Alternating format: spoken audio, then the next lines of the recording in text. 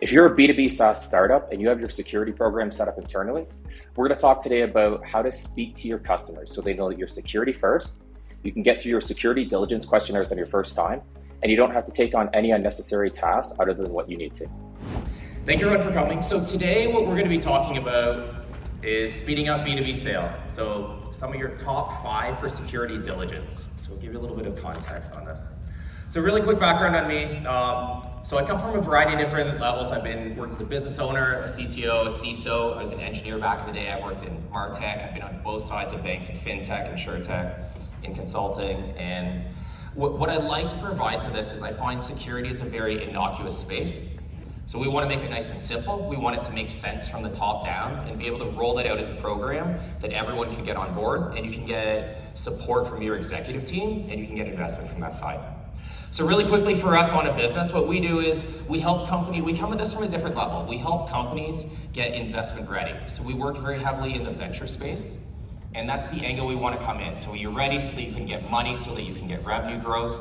And if CyberSec is blocking the biggest sales, the biggest partnerships that you have, you're not going to be able to move that forward. And I find that's a very important lens that you want to take, especially when you're working internally. If you come in and say, hey, Mr. CEO, I want to do compliance, I want to do cybersecurity, that's very different than if you want to get investment, if you want to hit those revenue targets you're trying to do, and sales is being slowed 1 to 3 to 6 months every time you get these CyberSec, that's a very different conversation. Now you have a revenue problem, you have a sales problem, it's not a compliance problem. I have 2 goals that I really want you guys to be able to take out of today. So the first one is, I like to say, being able to demystify security. So we're going to look at this from a couple of different lenses. So yesterday we spoke more about how do you set up security programs internally within your organization. Today we're going to talk more about how do we do this from a customer-facing side. So this is where we have security, we're going out. How do we represent that we are security first? How do we show them that security matters? And the reason I say this is really important is, if you can come across and sell security into this, when you deal with their security departments, these are people. They want to get a feel for what you're doing. They want to know that you value security the same way that they do. And if you can communicate that across, you're going to get a very different response from them, and you're not going to do 15 cycles on all those security diligence questionnaires that you have. So for today, when we look at what does that mean in the customer-facing side of it, we're going to look at how you interact with the customer, the questionnaires you have to go through, the contracting that comes with this, because security is bleeding its way into there as well too, and just a quick overview of how this fits into the overall compliance piece. The second piece that I really want to talk today too, because I want to dive in and make this very pragmatic as we're going, where do you have some flexibility? So this is something that probably mostly comes from experience for it, but what are some of the points you can push back on? When they say you need an IDS, an IPS, do you need DLP? Do you need to do this, or do you need to explain how you've taken a different approach to it? So really quickly for this before we dive in, and again, I'll come at this more from the venture lens, because a lot of people won't know what all the different compliance pieces mean. SOC-2 is the most common one you're going to have if you're dealing in North America. If you're dealing with highly regulated pieces, if you're a NORAD, DOD, you're trying to sell to those, that's a different story. There's going to be more that apply to you, but mostly it's SOC-2, just the secure, when they say security, they really just mean the security trust services criteria. There's 5, they just mean this one. ISO is going to be more about the processes and procedures. PCI, unless you're holding the credit card data yourself, it's not going to apply to you. Hopefully this isn't something you have to deal with. If you're using Stripe, you're fine. So your goal generally is to not have to deal with PCI if that comes up. From GDPR, again, this is more from the privacy side. This is if you have EU people that are using it for you there. And again, most of this is having some processes and procedures in place for it. But today we're going to focus mostly around SOC 2 and around the security side. Okay, so the number one that I actually like to focus on for this, and this is really important dealing with the executive team, why are we doing this in the first place? The reason for this is look, we want to protect customer data, we know it's a good thing to do, we know we care about this, but the real reason you're being pushed on cybersecurity and you need to get these done is because we're trying to close a sale. And I think that's a very important lens, because for almost everyone that we work with, we're finding this becomes a top 3 problem for the CEO. My sales are blocked by this, that's why I need this done. And I think this gives you the support so that you're not coming in from the middle, you're not trying to go bottom up and push this up. I have an immediate revenue problem that I'm trying to solve. I need to solve this at the executive level. And it gives you a lot more clout to roll this out as an overall program within the organization. So let's dive in a little bit more specifically. And I find this is one of the most important pieces you want to do. This is how you can, for example, how you can arm your sales team. You want to come across as security first. You don't want to go the whole way through, wait till the end, and then try and scramble your way through security. So being able to sell this along the way. So small little things you can do. Your sales team, they're never going to be experts at security. And that's fine, you don't expect them to be. But at the same time, you can have a nice little security web page up, your domain.com/security, that has nice, cleanly put, here's how we look at security, these are the things we think about.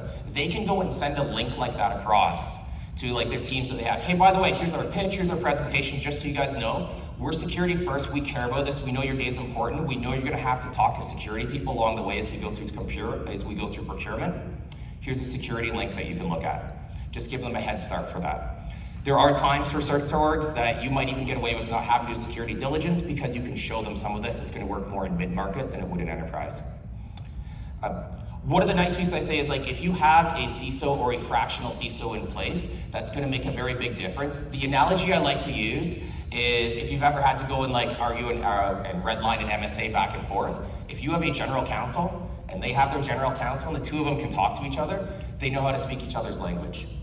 They know how to have a nice, calm, rational chat. They show that you get it, you understand it, you know why this is in here, and it goes a lot smoother. When you can have a CISO talk to their security expert or their CISO, it's gonna go a lot smoother as well too. And especially, as we'll talk about this a little bit more later on as well, being able to do this one-on-one. And I'll talk about that a little bit more in the slides coming, but having those conversations, not doing this all through email, not doing this all through Excel is gonna be really important. The one other piece here that this is not as well built into the processes, and it may not be obvious on your side, but these bigger companies, they could have hundreds or thousands of vendors that they're going with. The security team, they don't know what you do in most of these circumstances, and even if they did, they don't know what you're doing with the data. So it is very valuable for you as you're getting these questionnaires to explain to them, hey, by the way, we're actually just sending you our data. We won't be touching any of yours. We're not taking anything out from that. You have no risk from that side. We are just taking people in and sending it to you. Or there is some data exchange that we're doing both ways. We are only working with very limited PII. We have names and emails and basic information like that. No sensitive data, not anything at a higher risk like that. This is very important context for them to have, and they generally don't ask a lot of the times before you get into these questionnaires, and it makes a very big difference because when you want to negotiate on those individual points, if you're working with a bank and you're dealing with all the financial transactions and I can put through money on your behalf, that's very different than if, oh, I'm just going to send you some leads over into your system that your marketing team's going to use. So one thing I just want to note for this, for questionnaires, it is not their job when they're sending you these to tell you how to run a security program. The whole reason you're getting these in the first place is because they have to do third-party due diligence. Same as if you did a SOC-2, you have to do third-party due diligence. Their job is to make sure that you have controls in place and to some degree, some indication that you're following them. So this is, what I mean by this is a very helpful one. I'll give you some examples for this, that if they're pushing you on something and say, I need you to do this, this, and this, and this, they're like, hold on, what's the control that you're trying to solve for? This is a very helpful one. They're like, well, actually, we just want to make sure that your data's not being lost. Okay, cool, so let me tell you how we do that overall as a system. It didn't need to be that specific implementation. So as we get into this one here, I'll give you an example. So one of the ones that comes up a lot, there are some I'll give you one that is an example. There are some industry standards that you are expected to follow. So your RPO, your RTO, recovery point, recovery time, 48 hours, that's a standard, right? If you lose your data, you can get it back within 48 hours and you won't lose more than 48 hours worth of data. If you're offboarding someone, they should be offboarded and lose all their access within 24 hours. These are standard pieces that you have. Security training should be done every year. Okay, so there's a few of these that are specific and standard when you're looking for more of like a SOC-2 and people that would follow those sort of compliance lenses. Now, when you get into things like IPS, IDS, DLP, so intrusion prevention, intrusion detection, data loss prevention, do you need these specifically? So they'll ask, hey, do you have a DLP? And one of the questions that we'll get is the CEOs will come to us, I have this question, and there's like 150 things. Do I need to go buy a DLP out here? I don't even know what it is. Who's gonna set this up? How do I get this going? And you can say, okay, well, this is for data loss. And our answer is, well, actually what we do is we have a defense in depth strategy, right? We have a WAF up front for this. Everything is in private subnets. The only points of ingress are locked down and they're specifically coming in through the load balancers to the microservices. All our data sits in private subnets, separated from the services. They're running, it's encrypted end to end, and we have encrypted backups that are running. Our prod environments are separate from our staging and our lower environments. It's role-based access control for everything. No one actually goes in there for production. The automated CI/CD pushes everything from environment to environment. No one's going in there unless they specifically have to, and the only people are, we can audit them on a per individual basis. Okay, that's very long-winded for it, but like rather than go and buy a DLP, that paragraph there says, I understand what you're trying to solve for, let me tell you my approach that I took at it. And then if that doesn't work, you have a nice one-on-one conversation. So one thing I would note for this that's really important is, again, you're trying to do sales, you're trying to get someone to agree with you, you're trying to get them to compromise or agree with or understand your point of view. So take your time, be kind and courteous with that. Things that are really important to note for this. If you're getting a security questionnaire back, or there's more things in there, a lot of times there's gonna be a lot of people copied on these emails. So if there's information that's missing, sure, shoot in the email, put in the Excel thing. If you're finding a point of friction, if you can, to your best of your abilities, get this in a one-on-one call. For a number of reasons. Number one, having that conversation is a lot easier. Two, they have a whole ton of these back and forth that they're going through. So if you're just like marking their stuff up and all day, they open up your email, you're tired in the morning, so like strike out, we ignore this, we want to do this instead. Like they might not receive that in the same friendly tone that you might have meant it. The other part is behind the scenes, they are representing security and compliance where everyone else in the org doesn't want to do it. So in front of other people, they do not want to be seen as compromising on like, hey, remember when I told all these groups they had to do it, but like, oh, I can see in your use case why you might not want to have to. You don't want to have to make them make that compromise in public. And it's not really a compromise. It might make a lot of sense for you guys. You might have a different approach, but we don't want to see as them continually giving in. So if you can get them to do it on a one-on-one basis, they will be a lot friendlier with you for it.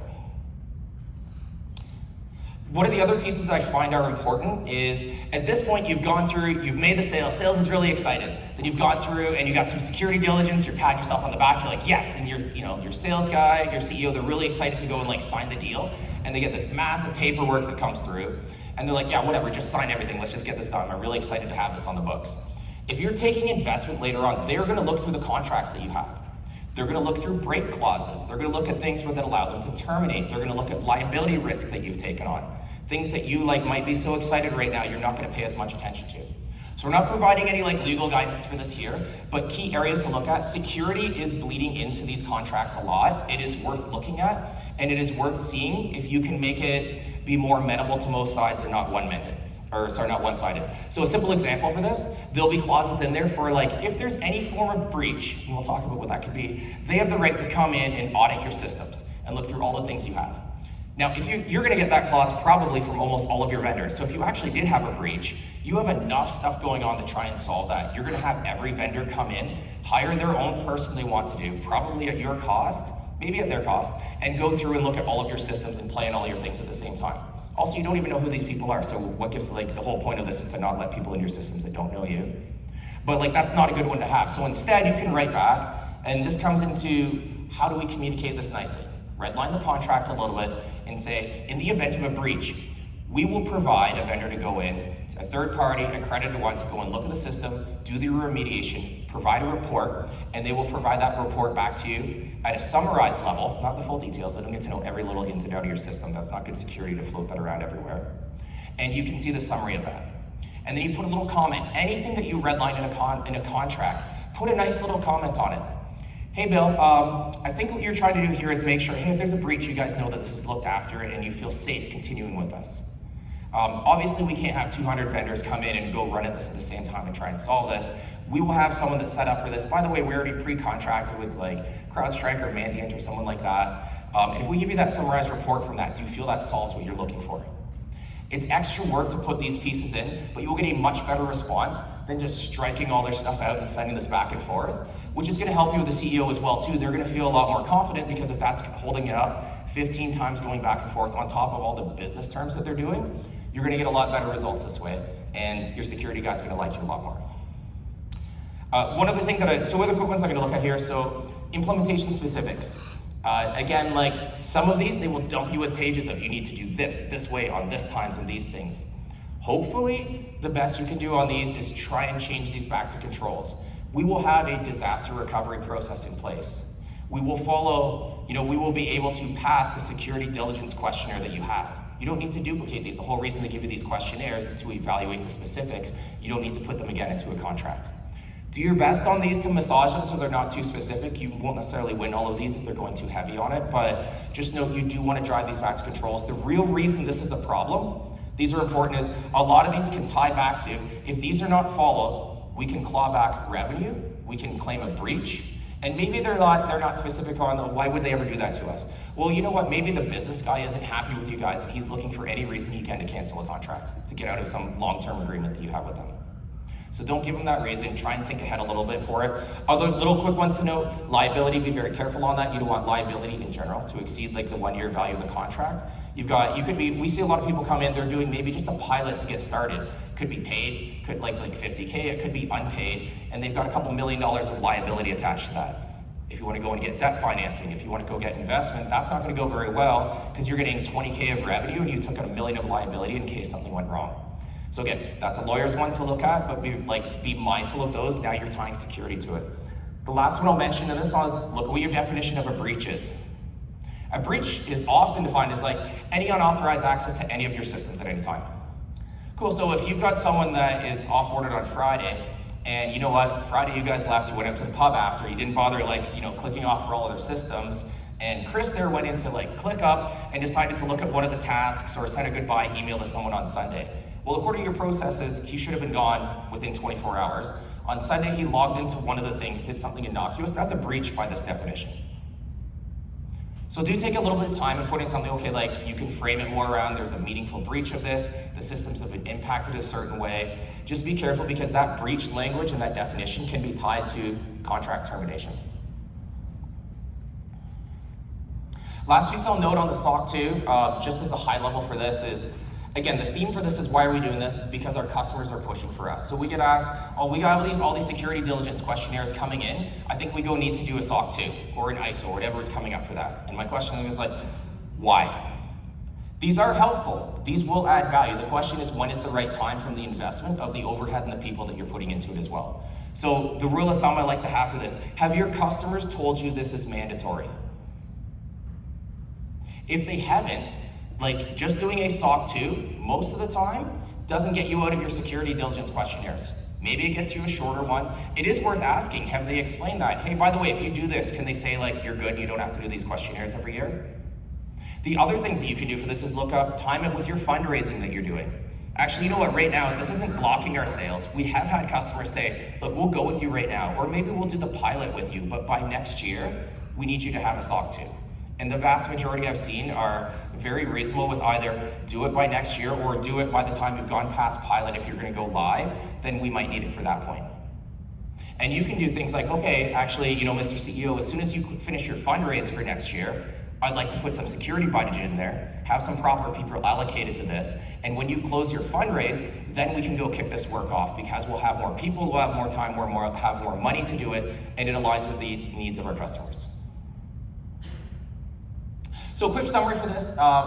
So again, yesterday's theme was more about how do we build the program internally. Today's theme's more about how do we present ourselves as security first? How do we make sure that we're communicating security matters? Because your job is to make them feel comfortable. If there is so many layers they can go into for this from the security side when they're assessing you. If you make them feel comfortable, if you make them feel like this matters to you, we care. We have people just like you that are looking after it. I know what you're thinking. I'm thinking the same thing as well too. They will go much easier with you. It will be a much more friendly conversation that you have. When you get any of your questionnaires, if you're getting pushed on any of the demands, you can literally ask this question. They'll be like, I need you to do this and this and this. What control are you trying to solve for? They will answer that. They'll tell you what it is. They think like engineers for this, and you can tell them, here's how I've been trying to approach that. Do you feel like that covers the same thing? Do you think this meets the risk level for what we're doing with you guys right now? Maybe we're only just sending you data.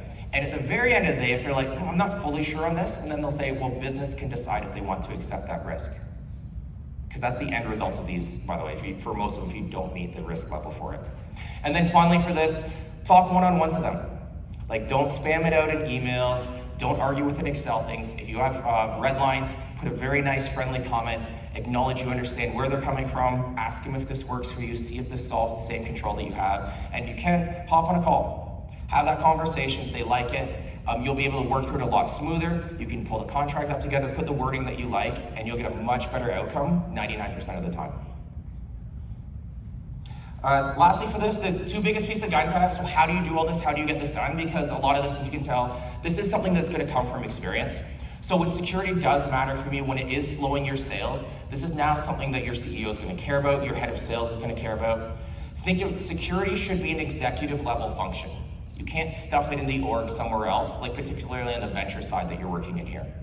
Because there's so many pieces, there's different groups you're going to have to touch on how they're going to do disaster recovery, how they're going to do incident response, how they're going to do HR operations, how they're going to touch all the different pieces of the org there. So you want to have that as a top level function within the org. Plus, if you're on the CTO side, you want your time freed up anyway, right? You don't want to be dealing with security. It's your favorite thing to get rid of it. Give it to someone else, make it an executive level role. And second, get some outside help for this. There's people that know how to do this. They can roll this out in a much smoother way, and especially when you have to do this change management, you have to touch so many different parts of the org. It's actually kind of nice to have someone who's a little bit of an outsider, because you have to like push people to do things they might not want to do, and that's a little bit easier coming from the outside versus, hey, I have to work with this guy for the next 5 years, and I have to make him do something that they're not necessarily going to be excited about. So thank you very much. That's how we like to do security from the customer-facing side.